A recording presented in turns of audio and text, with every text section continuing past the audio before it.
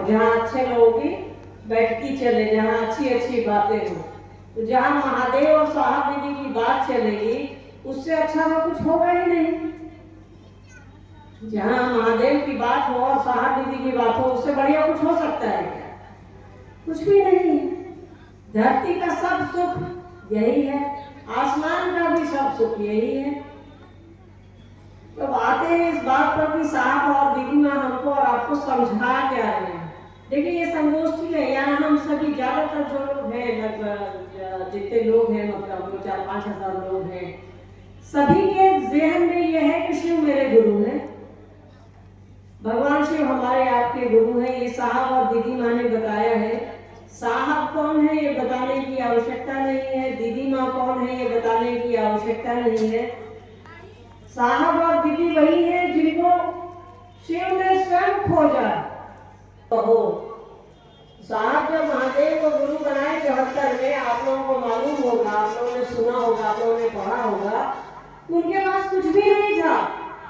ये नहीं समझिएगा कि घर द्वार नहीं था, बाकी सारी चीजें थी, लौकिकता की जितनी चीजें इस दुनिया की जितनी भी चीजें हैं, मतलब एक संभ्रांत परिवार में जो भी चीजें हो सकती हैं वो सारी चीजें साहब को उपलब्ध थी। पर साहब का मन, साहब को मानसिक शांति, साहब के मन को जो चाहिए था, साहब इधर उधर भटक रहे थे। फिर सन 1974 में आरा जिले के गांधी शमशान में उन्होंने भगवान शिव को अपना गुरु बनाया। उन्होंने कहा कि मेरे पास कुछ भी नहीं है, न श्रद्धा है, न विश्वास है, न और कुछ है। उनके पास बस एक हताशा थी, एक हार, एक निराशा थी, हारे हुए थे वो।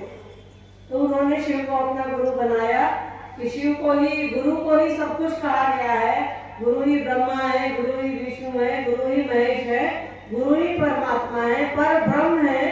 तो उनको गुरु साहब ने बना दिया। और हमारे दादाजी कहा करते थे, साहब ने बचपन से सुना था कि शिव को ही परमात्मा कहा गया है। तो साहब ने सीधा सा गणित बिठा लिया, शिव को अपना गुरु बना लिया। वही गांधी के शमशान में रात के अंधेरे में उन्होंने शिव को गुरु बनाया। देखिए एक आदमी ने रात के अंधेरे में शिव को क्या गुरु बनाया कि हमारा आपका जीवन रोशन हो गया है, हमारा आपका जीवन रोशनी से भर गया है। हमको और आपको कोई दिक्कत भी होती है तो हम आप बड़े प्रेम से रहते हैं कि चलो भाई महादेव की यही इच्छा होगी, महादेव की यही दया होगी, तो कोई दिक्कत नहीं है। हमारा आपका मन कितना बुलंद हो गया है। साहब ने कोई नई बात आगे नहीं रखी, जो बात पुस्तकों में थी, किताबों में थी, जो भी हमारे आपके ग्रंथ हैं, मालूम है हमको और आपको, सब में लिखा हुआ है कि शिव गुरु है। उनको गुरुओं का गुरु कहा गया है, सब गुरुओं का गुरु कहा गया है, सब कुछ कहा गया है, पर उनका कोई चेले नहीं था। तो साहब को लगा कि भाई स्कूल बढ़िया है, मास्टर बढ़िया है, इसका विद्यार्थी है नहीं। तो साहब ने इस काम को शुरू किया कि इतने अच्छे गुरु हैं जो सब कुछ देते हैं, घर संपदा, धन, बाल बच्चा सब कुछ देते हैं, वो ज्ञान भी देते हैं, पर लोग उनसे ज्ञान नहीं मांगता, सब कुछ मांग लेते हैं। जो चीजें खत्म हो जाएंगी वो मांग लेते हैं, और जो खत्म कभी नहीं होंगे वो शिव है, उनके बारे में हम आप सोचते ही नहीं है। जो सब कुछ दे रहा है उनके बारे में सोचते ही नहीं है। तो साहब ने कहा कि जो दे रहा है उसको तो याद रखिए। आप कह सकती हैं कि रोज तो अगरबत्ती दिखाते हैं घरों में, रोज तो एक लोटा जल डालते हैं शिवालय में, वो अपने लिए डालते हैं भैया। हम आप वो अगरबत्ती हम आप अपने लिए दिखाते हैं कि मेरा घर द्वार ठीक रहे, पति बाल बच्चा ठीक रहे, सब सुखी रहे, कोई चीज का दिक्कत नहीं हो। कभी शिव के लिए दिखाते हैं क्या? आपने धरती पर भेजा है, आप ही सब कुछ देते हैं, इसके लिए आपको धन्यवाद है। तो साहब ने कहा कि कभी उसको याद भी कर लीजिए ना, वो हमको और आपको इतना सब कुछ देता है। ये सांस भी तो उसी की दी हुई है जो ऊपर नीचे जाती है, ये हमारा जीवन सब कुछ तो उसी का दिया हुआ है, उसी परमात्मा का दिया हुआ है जो हमारे आपके गुरु हैं। देखिए ये है संगोष्ठी। अभी हमने कहा ना कि बैठक है ये, तो संगोष्ठी आप एक भारी भरकम शब्द हो सकता है, तो ये बैठक बा हमारा भोजपुरी उतना नहीं ख्याल है। तो ये बैठक है, हम लोग इस पर बातें करेंगे। आपने तो बहुत सारी जिज्ञासाएं भेज दी हैं, अब उस पर बात करते हैं, क्योंकि देखिए चर्चाएं तो हम आप करते रहते हैं। तीन काम जो हमारा आपका साहब भैया ने जो कहा है, वरेण्य गुरु भ्राता साहब श्री हरिनारायण जी ने जो कहा है उन्होंने, वो तो कर रहे हैं, पर किस नियत से करेंगे, कैसे करेंगे, ये थोड़ा समझने की जरूरत है। इसीलिए बैठकों की आवश्यकता होती है, इसीलिए साप्ताहिकी की जरूरत होती है, इसीलिए संगोष्ठी की जरूरत होती है, ताकि हम आपस में बैठ करके बातें करें कि मान लीजिए आजमगढ़ जिले में या आसपास के जिलों में कैसा महादेव का काम हो रहा है, क्या क्या दिक्कतें आ रही है। एक छोटी सी व्यवस्था 4 आदमी की हमारे आपके घर की होती है, वहां जब परेशानी होती है, वहां जब दिक्कत होती है, तो ये तो हमारा परिवार बड़ा है, कई सारी परेशानियां हो सकती हैं, होती हैं लोगों को। तो हमारी आपकी कोशिश रहती है कि बैठक करके बातचीत करें, साप्ताहिकी करें, संगोष्ठी करें, ताकि आपस में बातचीत हो, समस्या का समाधान हो। देखिए, समस्या का समाधान तो महादेव और साहब दीदी करेंगे, हम आप बस उस पर एक बात कर सकते हैं, एक राय ले सकते हैं और एक राय दे सकते हैं। चलिए देखते हैं। देखिए, मेरे हाथ में एक जिज्ञासा आई है, तो फिर पढ़ते हैं इसको, किसी गुरुभाई की है, तब तक आप पढ़िए। इतिहास के हर दौर में मिथ के नायक की तरह शिव ही जो हमारी संस्कृति परिवेश में शिव है, या शिव में हमारी सांस्कृतिक समाहित है। कैसे? इतिहास के हर दौर में मिथ के नायक की तरह शिव ही क्यों? देखिए, ये साहब की पंक्ति है, शिव ही क्यों, जिसका सब कुछ है उसी का न रहेगा। शिव का ही सब कुछ है, शिव ही स्वयं है, परमात्मा है, परमेश्वर है, मतलब महाकाल है, महामृत्युंजय है, उमापति है, शमशानी भी वही है, सब कुछ उन्हीं का है। तो उन्हीं की ना बात करिएगा। जो पहले आता है आदमी उसी की ना बात करता है। तो सृष्टि करता वही है, उन्हीं को सृष्टि करता कहा गया है। सृष्टि को चलाते भी वही है, सृष्टि का संहार भी वही करते हैं। तो जो पहले से आया है वही हमको और आपको बनाया है, जो पहले से है वो है। इसीलिए वो कहा जाता है कि शिव का पता मालूम नहीं है कि वो उनके माता कौन है, उनके पिता को कौन है। आप बाकी देवी देवताओं के नाम और उनके माता पिता घर का पता दे सकते हैं, पर शिव के माता पिता का तो कुछ नहीं है ऐसा। वो स्वयंभू है और वो परमात्मा गुरु है हमारे आपके।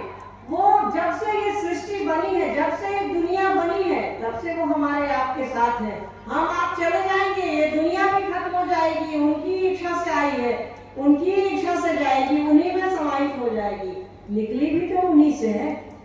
तो जो हमारे साथ चल रहा है वो धीरे धीरे हमारी आपकी आने वाली पीढ़ियों के साथ उसका सामंजस्य बैठ जाता है, उसका साथ बैठ जाता है।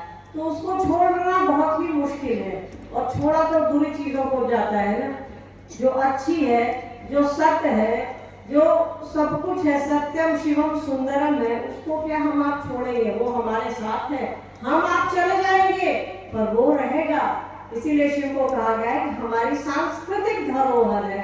मतलब जब से ये सभ्यता बनी है, जब से ये भारत भूमि है, ये आर्यवर्त, ये हमारे देश की भूमि है, तब से शिव का नाम हमारे आपके साथ जुड़ा है, इस धरती के साथ जुड़ा है, इस सृष्टि के साथ जुड़ा है। तो जो सभ्यता सबसे पहले आई वहां भी इनका प्रमाण मिलता है, आज भी इनका प्रमाण मिलता है, बीच के समय में भी इनका प्रमाण मिलता है।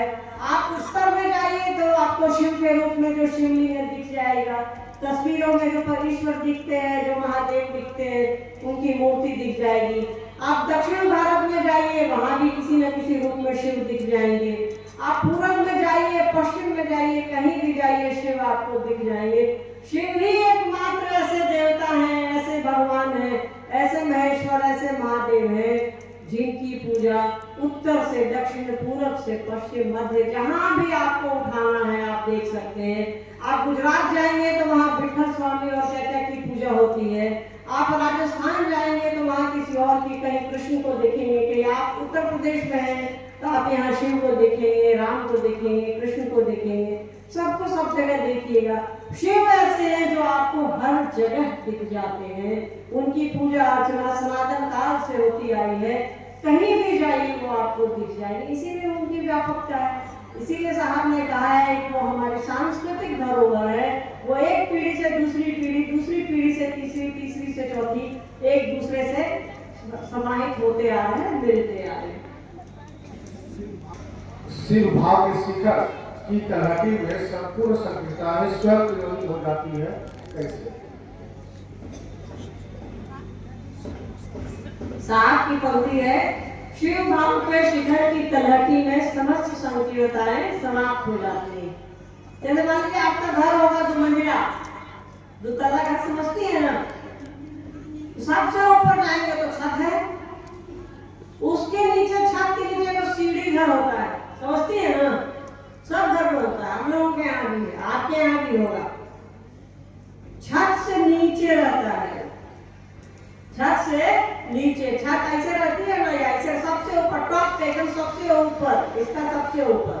तो साहब कहते हैं कि हम आप शिव से बने नहीं हैं, बोलिए में हैं अभी हम आप, हमारा मन उस दिशा में चला ही है, तभी हमारे आपके मन में जो भी बुराइयां हैं, जो भी संकीर्णताएं हैं, जो भी छोटी छोटी चीजें हैं, वो सब स्वतः समाप्त हो जाती है, अपने आप खत्म हो जाती है। देखिए ना, हमारा आपका मन भले शिष्यता की ओर अभी हल्का ही चला है, बड़े प्रेम से यहाँ हम आप बैठे हैं, कोई किस जाति का है, कोई किस धर्म का है, कोई किस पंथ का है, कोई नहीं जानता, सबके कपड़े अलग अलग हैं, सबके रंग अलग अलग हैं, फिर भी बड़े प्रेम से बैठे हैं। तो जो भी संकीर्णताएं हैं, वो शिव गुरु के रास्ते में जैसे हम आप चलते हैं, वो संकीर्णताएं, वो छोटी संकीर्णताएं मतलब छोटी बुद्धि, छोटा दिमाग, छोटी बात, वो अपने आप खत्म हो जाती है। हम आप भूल जाते हैं कि फलाना किस जाति का है, चिलाना किस जाति का है, किस धर्म का है, कौन अमीर है, कौन गरीब है, कौन स्त्री है, कौन पुरुष है।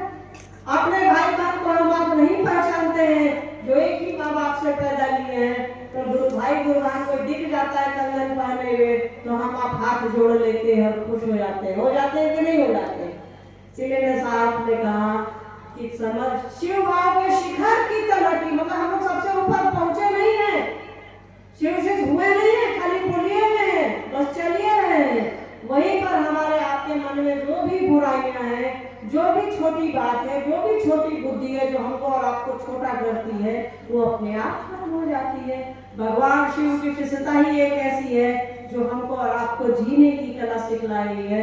वरना हम आप तो कभी जातियों में बटे, कभी धर्मों में बटे, कभी पंथों में बटे, कभी किसी चीज में बटे।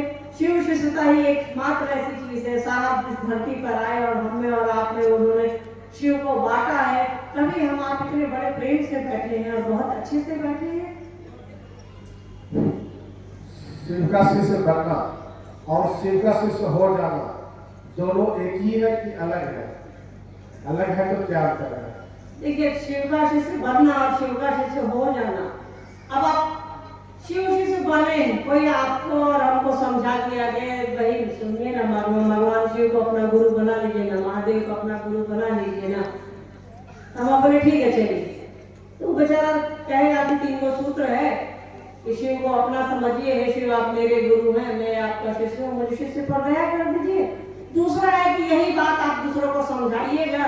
तीसरा है कि नमः शिवाय से प्रणाम करने की कोशिश की। कोई समझाया हमको और आपको, हम लोग बोले कि चलो ठीक है, शिव को गुरु मान लिए, ठीक है। तो बोली में हम लोग कहेंगे कि शिव के शिष्य हैं हम आप भी बनिए ना महादेव का चेला, पर हमारी बोली नहीं बनेगी महादेव का चेला, हमारा मन बनेगा। बोल तो दिए पर मनवा उस तरफ चलेगा तब तो। अभी हम आप कितना लोग आए हैं, टेम्पू से, रिक्शा से, बस से आए होंगे, किराया होगा 10 रुपया, मांगा होगा 12 रुपया। पहले तो बोले होंगे कि भैया रोक दर ये उतरे के हवा, और जैसे कहा होगा 12 रुपया दी, तो कहेंगे हम लोग है 10 रुपया 12 रुपया दी, कहे 2 रुपया फालतू दे, वो कहेंगे कि नहीं? भैया बुला गए, टूटते बोलेंगे भैया भैया रोक दर। आपके यहाँ उत्तर प्रदेश में तो भैया शब्द बहुत चलता है। भैया बोलना और भैया समझना दोनों 2 बात है। भैया बोलना और भैया समझना दोनों 2 बात है। शिष्य हो गए दोनों 2 बात है, एक बोली की बात है, एक मन की बात है, एक प्रेम की बात है। हमारा आपका मन जब शिव शिष्य हो जाएगा, हो गया। शिव शिष्य बन गए तो बन गए। बस ये याद रखना है, ये बोली में नहीं है, जितनी बार दोहराएंगे वो विचार बनेगा, विचार को जितनी बार दोहराएंगे वो भाव बनेगा, भाव को जितनी बार दोहराएंगे आप मेरे हैं, आप मेरे हैं, आप मेरे हैं, ये प्रेम हो जाएगा। और शिव शिष्यता प्रेम की चीज है, बोली की चीज तो है नहीं। और होना एक ही बात है, पर बोली का नहीं, आपके मन का। शिष्य को स्वतंत्रता है कि आरंभिक किसी भी परिस्थिति में शिष्य के लिए शिव गुरु की मात्र साकार स्थिति स्वीकार नहीं है। इसको समझाने की कृपा करिए। देखिए, ये साहब की पंक्ति है तो थोड़ा ध्यान से समझने की आवश्यकता है। साहब ने कहा है कि शुरू में आपको लगता होगा कि महादेव जो फोटो में दिखते हैं हुए हैं, कोई बात नहीं, वही समझकर आप मानिए, वही समझकर आप मानिए, वही महादेव की तस्वीर को देख करके आप ध्यान कीजिए, नमः शिवाय करिए, दया मांगिए, कोई बात नहीं इसके लिए। पर धीरे धीरे जब हमारा आपका मन समझेगा कि गुरु कौन है, गुरु क्या है, गुरु तो एक प्रकाश स्तंभ है, गुरु तो एक रोशनी है जो हमको और आपको अंधेरा से ले जाते हैं प्रकाश की ओर, जो हमको और आपको बुराई से अच्छाई की ओर ले जाते हैं, तो वो गुरु है। महादेव शरीर में तो है नहीं कि आपको हाथ पकड़ के ले जाएगा। महादेव आपको आपके ही आचरण से सिखलाते हैं, गुरु आपको आपके ही आचरण से सिखलाते हैं। इसीलिए शिव को आचार्येंद्र कहा गया है, मतलब जो आदमी आपको अपने आचरण से सिखलाए। तो महादेव हमको और आपको हमारे ही आचरण से सिखलाएंगे कि क्या करना चाहिए, क्या नहीं करना चाहिए। गुरु अगर नहीं दिखे तो इसका मतलब थोड़ा है कि वो गुरु नहीं है। हाँ, लौकिक जीवन में कथन अगर सीखना है तो उसके लिए गुरु की आवश्यकता है, उसके लिए शारीरिक गुरु की आवश्यकता है। पर गुरु जब शिव होंगे तो आपका जीवन ऐसे ही बेहतर होगा, ये जीवन भी बेहतर होगा और वो जीवन भी बेहतर होगा। इसके लिए परेशान होने की जरूरत नहीं है। महादेव ने हमको और आपको धरती पर भेजा है, कुछ कर्तव्यों के साथ भेजा है, कुछ अधिकारों के साथ भेजा है, तो दोनों का ना प्रयोग करेंगे। तो साहब ने कहा कि धीरे धीरे जब आपका मन प्रगाढ़ हो जाएगा, आपका मन महादेव के प्रति सचेत हो जाएगा, महादेव को अपना समझने लगेगा, तब उन तस्वीरों की जरूरत कहीं से नहीं है। वो तो निराकार है, बिना किसी आकार के। पानी है तो बाल्टी में भरिएगा बाल्टी की तरह है, कटोरा में भरिएगा कटोरा की तरह है, गिलास में भरिएगा गिलास की तरह है, बड़का ड्राम में भरिएगा तो ड्राम में है। और देखिए ना, गंगा की तरह वो प्रवाहित है, आचार्य प्रवाहित है। वो परमात्मा तो उसी आकार का है, आप जिस आकार में उसको ढालिए वो आपके साथ ढल जाएंगे। तस्वीरें तो किसी ने बनाई होगी ना, हमारे आपके जैसे किसी ने तो इन फोटो को बनाया होगा। तस्वीरों में शिव को ढूंढिएगा तो कहाँ मिलेंगे? शिव को अपने अंदर ढूंढिए, अपने मन में ढूंढिए। पर साहब ने इसकी छूट दी है कि आरंभिक स्थिति में शुरू में जब हम और आप महादेव को अपना गुरु बनाते हैं तो तस्वीरों की एक साकार रूप की जरूरत होती है। पर धीरे धीरे जैसे ही हमारा आपका मन पकड़ लेगा महादेव को, हे महादेव आप मेरे गुरु है, जो है सो आप है, हे साहब दीदी जो है सो आप है, तो पकड़ा जाएगी आपसे। ये हवा जो चल रही है हमको और आपको दिख रही है क्या? ये एहसास करा रही है कि पत्ते हिल रहे हैं, कपड़ा हिल रहा है, ये तार हिल रहा है, हवा नहीं दिखती, ये एहसास कराती है। तो शिव गुरु या शिव परमात्मा हमको और आपको एहसास कराते हैं कि वो है, वो एहसास से सिखलाते हैं, जीवन से सिखलाते हैं। साहब दीदी भी वही है। अभी ब्रजेश भाई ने कहा ना कि ये मत सोचिएगा कि वो नहीं दिखते हैं, साहब और दीदी माँ है, हमारे आपके खुशियों में, हमारे आपके गम में, हमारे आपके बच्चों में, कहाँ नहीं है, वो एक एहसास है। तस्वीरों से उतर करके वो हमारे आपके दिलों में है, हमारे आपके घरों की खुशियों में है, हर चीज में है। तो शिव की भी वही स्थिति है, वो निराकार सत्ता है। आप उनको कुछ भी समझिए, बस अपना समझिए उनको, ठीक है। देखिए अभी दो क्वेश्चन लिखे, जिज्ञासा लिखे हैं, शिव ही गुरु क्यों? एक में लिखते हैं कि ब्रह्मो विष्णु क्यों नहीं, और दूसरा में लिखते हैं कि साहब क्यों नहीं। पहला तो शिव ही गुरु क्यों? देखिए जो मास्टर बनेगा उसी को बच्चा को भेजेंगे पढ़ने के लिए। मान लीजिए आपको बुखार लगा है, महादेव न करे, पर मान लीजिए क्या हमें को बुखार लगा है तो हम आपके पास आएंगे कि डॉक्टर के पास जाएंगे? ये बताइए, डॉक्टर के पास जाएंगे, आपके पास कहीं आएंगे? हाँ, आप में से कोई अगर डॉक्टर होगा उसके पास आएंगे।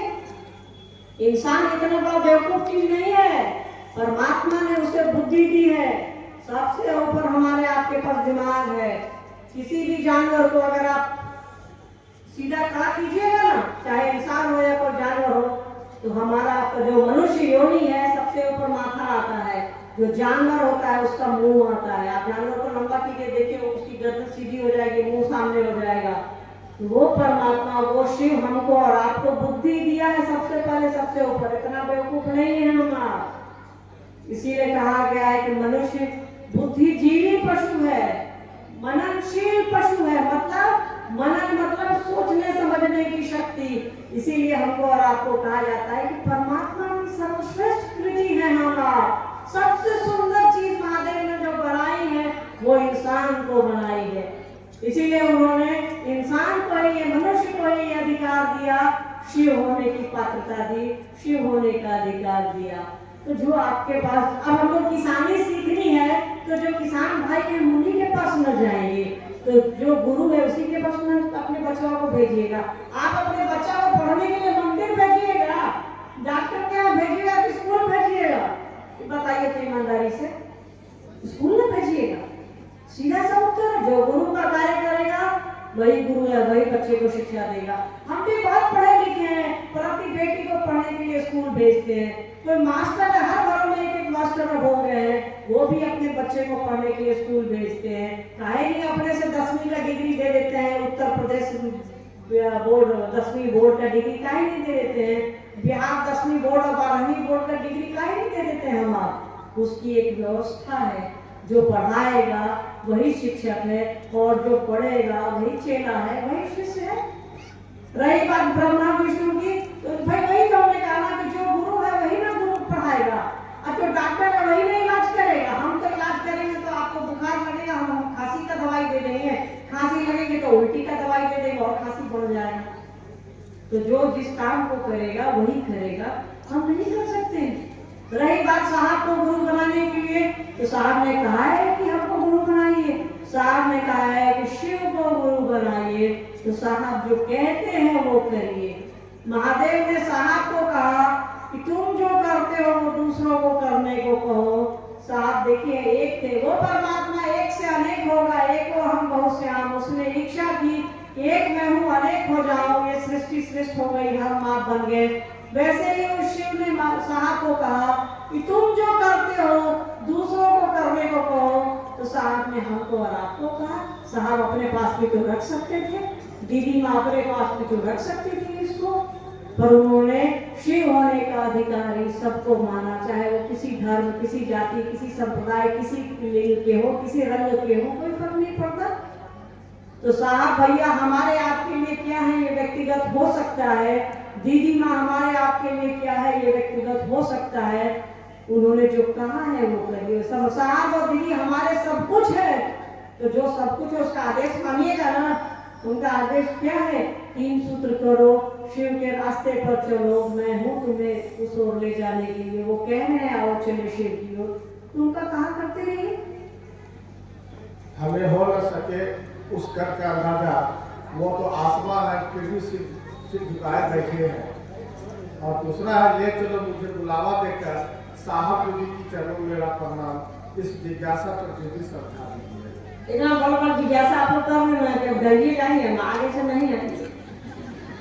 इतना लंबा लंबा एक एक पन्ना का जिज्ञासा है। देखिए ये साहब के लिए हम लोगों ने पंक्तियां कही थी। एक बहुत बड़े शायर हैं अहमद फराज, संभवतः शायद उत्तर प्रदेश के ही हैं, अहमद फराज।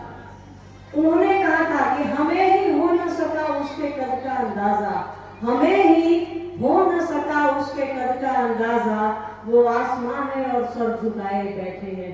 देखिए साहब दीदी क्या है, ऐसा कोई भी नहीं है जो साहब दीदी के कहे हिसाब से चल रहा हो, साहब दीदी के कहे हिसाब से चल रहा हो। याद रखिएगा, उनके कहे हिसाब से, उनके कहे से नहीं, उनके कहे हिसाब से। मतलब साहब दीदी जिस नियत से महादेव को धरती पर उतारे हैं, क्या वो नियत हमारी आपकी है?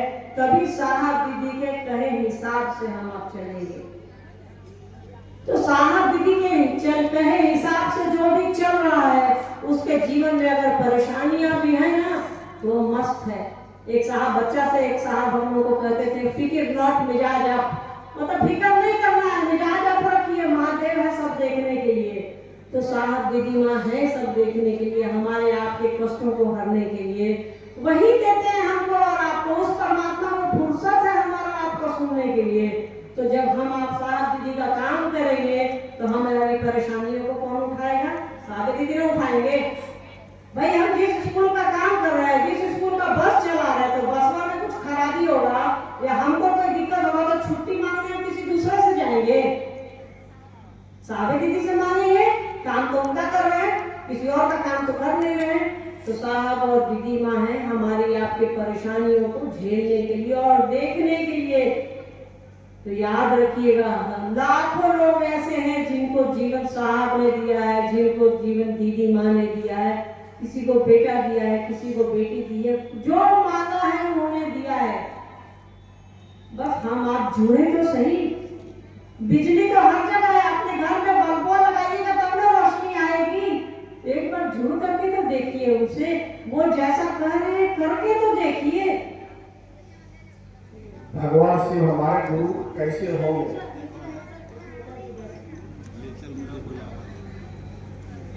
ले चलो मुझे बुलावा देकर साहब दीदी के चरणों में मेरा प्रणाम। इस जिज्ञासा ले चल मुझे बुलावा देकर।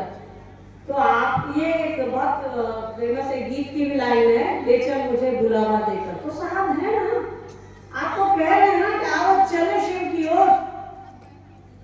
वो आपको बुला रहे हैं, बस उनके साथ हो लीजिए। कोई आपको शिव नहीं देगा, न हम देंगे ना कोई और देगा। इस धरती पर, इस सृष्टि में महादेव के अलावा कोई आपको महादेव दे सकता है तो साहब और दीदी माँ है और कोई नहीं है, ये याद रखिएगा। तो वो दे रहे हैं, ले लीजिए। और साहब ने कहा है कि बाबू महादेव अचरा में या रुमाल में या पॉकेट में नहीं आएंगे, वो तुम्हारे मन में आएंगे। तो मन से साहब दीदी के हो जाइए, मन से शिव के हो जाइएगा। भगवान शिव हमारे गुरु कैसे होंगे? भगवान शिव हमारे गुरु कैसे होंगे? साहब दीदी जैसा कह रहे हैं करते रहिए, हो जाएंगे। इसके लिए उन्होंने 3 सूत्र दिया है। 3 सूत्र है क्या, पहले इस बात को समझिए।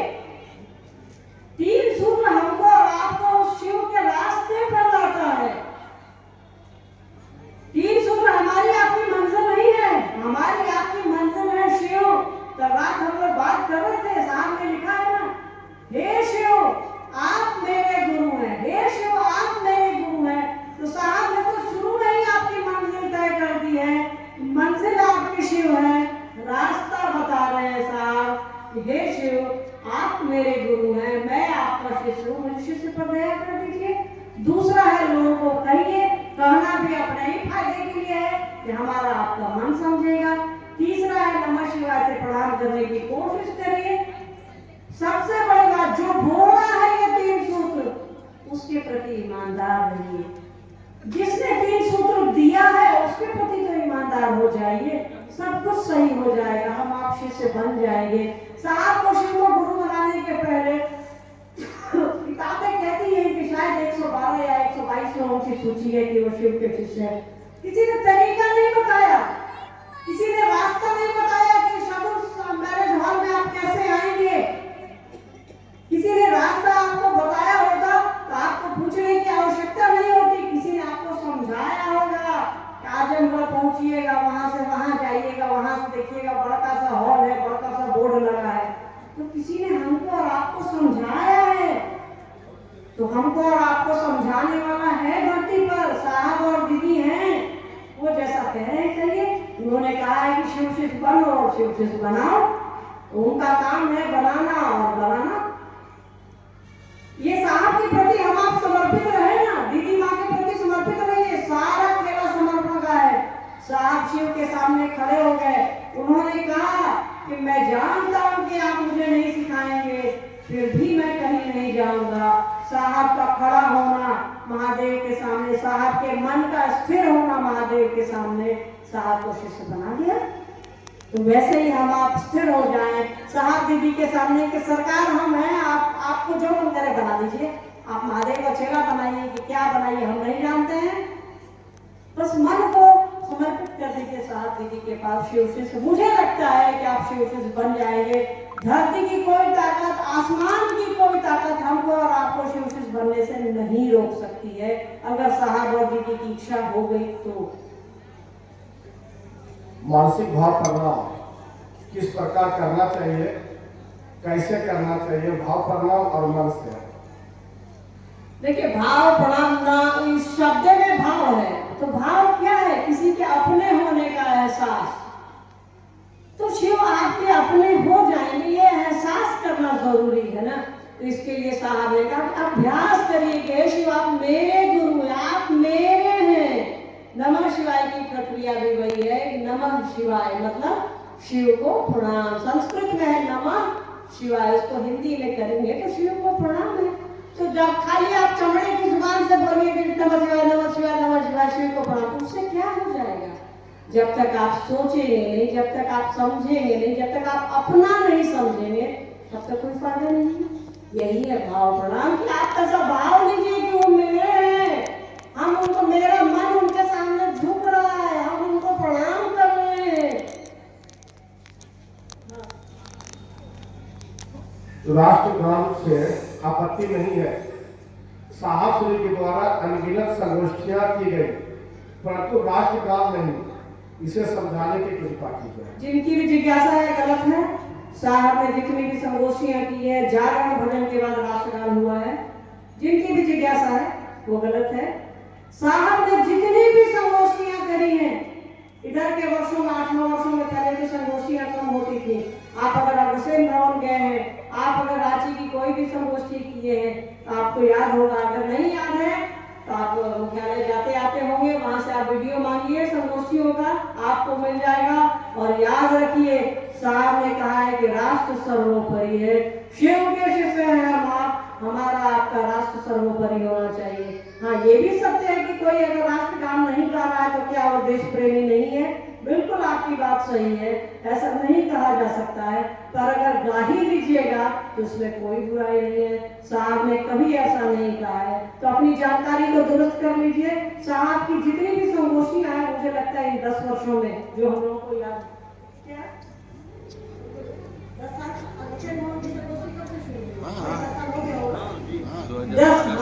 2012 से ज्यादा 10 साल से ऊपर हो गए। तो साहब की हर संगोष्ठियों में राष्ट्रगान होता है, दीदी माँ के जागरण के बाद, भजन के बाद। यहाँ भी भाई हम लोग ऐसा कोई भी काम नहीं करते हैं, याद रखिएगा इस बात को।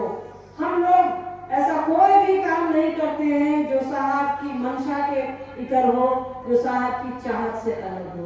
महोत्सव रहता है तो उसमें बहुत भीड़ रहती है, 50,000 1 लाख की भीड़ रहती है, वहाँ राष्ट्रगान संभव नहीं है मैनेज करना।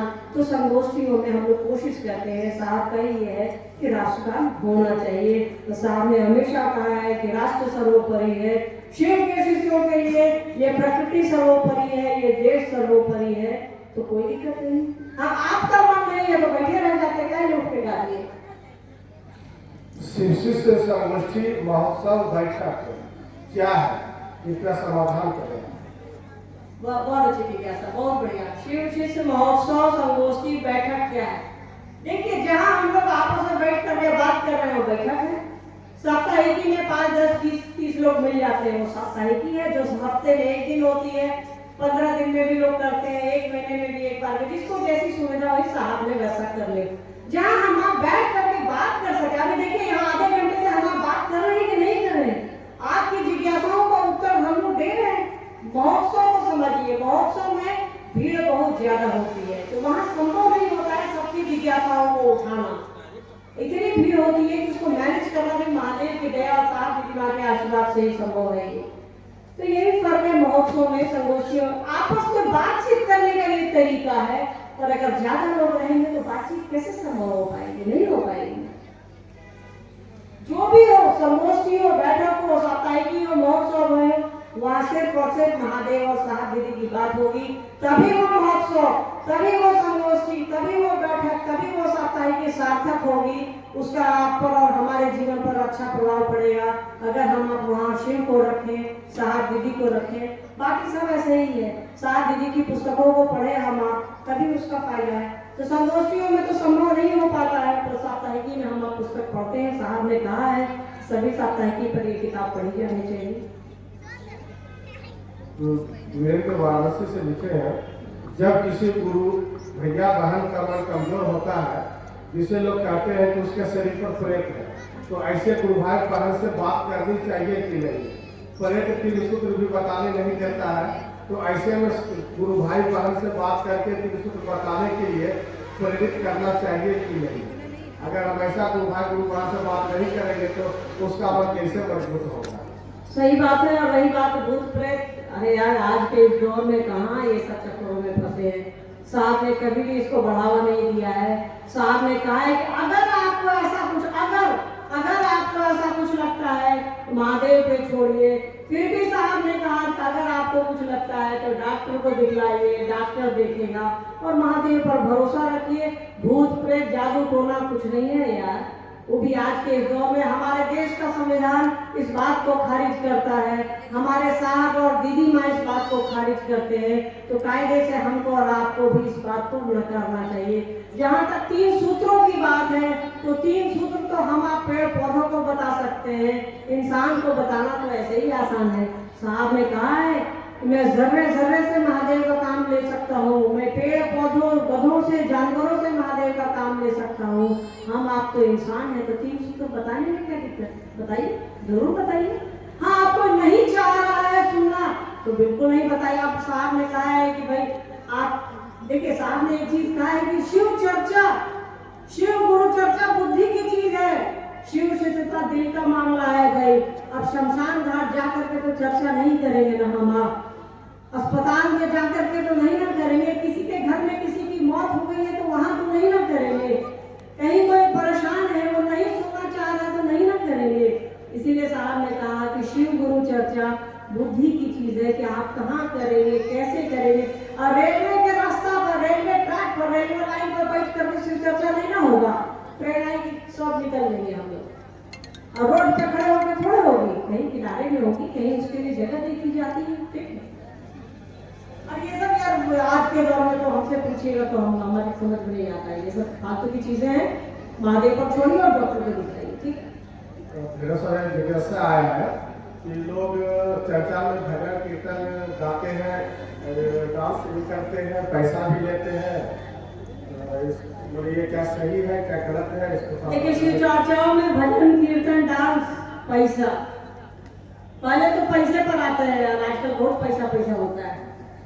पैसा जब तक आप दीजिएगा नहीं, आपके पॉकेट से कोई लेगा नहीं। आप देना बंद कर दीजिए, लोग मांगना बंद कर देगा। सबसे बड़ी बात, आपसे कोई पैसा, आपका गोल्डन का बक्सा कोई पैसा नहीं ले लेता है शिव चर्चा के नाम पे। हम आप देते हैं इसीलिए वो मांगता है। हम आप देना बंद कर दीजिए, वो मांगना बंद कर देगा। ठीक है, एक बार हम मांगेंगे आपसे, 2 बार मांगेंगे, 3 बार मांगेंगे, 4था बार में नहीं दीजिएगा तो हम मांगने बंद कर देंगे। दिग्बंधन को देखती है तो कहीं रेलवे स्टेशन या बस स्टैंड में 1 बार 2 बार मांगता है, 3 बार जवाब नहीं है, आगे बढ़ो ना भैया, तो चल जाता है, जानता है कि पैसा नहीं देंगे। तो जब आप देते हैं, कभी कोई मांगता है, आप देना बंद कर दीजिए, लोग मांगना बंद कर देगा।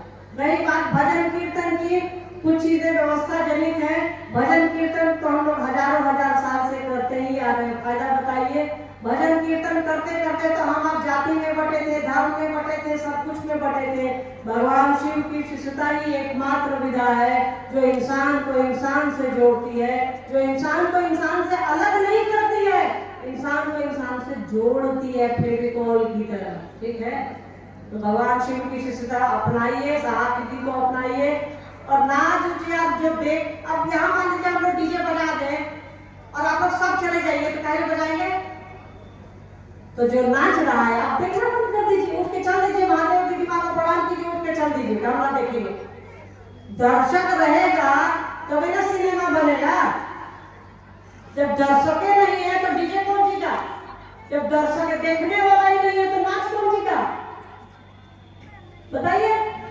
तो हम आप रुक करके देखने लगते हैं तो नाचने वाला नाचने लगता है। आप उठ करके, आप चर्चा स्थल पे बैठे हैं, कोई नाच कर रहा है, उठ करके प्रणाम कीजिए महादेव साहब जी को, उठ के चल दीजिए। जब हम आप देखने वाला ही कोई नहीं रहेगा बबुआ, तो हम नाचेंगे किसके लिए? आईनाओं में खड़े होकर इसे बंद कर दो यार, अपने आप नाचने वाला बंद कर देगा।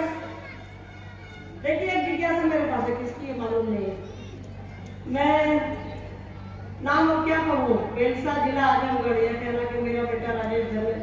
देखिए ये पारिवारिक चीजें हैं, अगर झगड़ा हो रहा है तो बच्चे को सिखाइए, और बच्चे अगर झगड़ाते हैं तो सबसे पहले जब बच्चा जब छोटा रहे तो वो ध्यान दीजिए, ठीक है।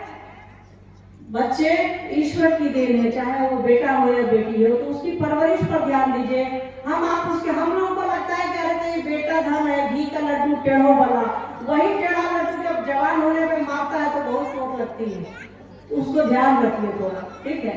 तो उसकी परवरिश ऐसी कीजिए कि बड़े होने पर भी उसको लगे कि ये मेरी माँ है, ये मेरा बाप है, ये मेरा दादा है, ये मेरा नाना है, ये मेरा काका है। परवरिश करते समय हम आप सोचते नहीं है, वो भूल जाते हैं आने वाले आगे 10 वर्षों को कि जब ये बेटा मेरा, अभी तो हम इसका मन बढ़ा रहे हैं, जब ये 15 साल का होगा और ये जब हमसे पैसा मांगेगा और हम पूछ देंगे कि काहे में तुमको पैसा, तो ये हाथ चला देगा। हम आपके भूल जाते हैं। परवरिश करना माँ बाप का काम है, ये माँ का काम ज्यादा है, तो हमारी आपकी जिम्मेदारी है कि बच्चों की परवरिश ठीक से करें। और अगर आपके बेटे आपको तंग करते हैं, परेशान करते हैं, मैं आपको किसी चीज का बढ़ावा नहीं दे रही, आपके पास सब कुछ का सहारा है, देश का संविधान है, देश का कानून है, समाज है, सब आपके साथ है। आप जाके लोगों को बोलिए, खुद बोलिए बेटा हो कि हम तुमको पैदा किए, तुम हमको पैदा करोगे। तो इन चीजों में उलझने की जरूरत नहीं है। इसके लिए महादेव से दया, साहब दीदी माँ से आशीर्वाद मांगिए।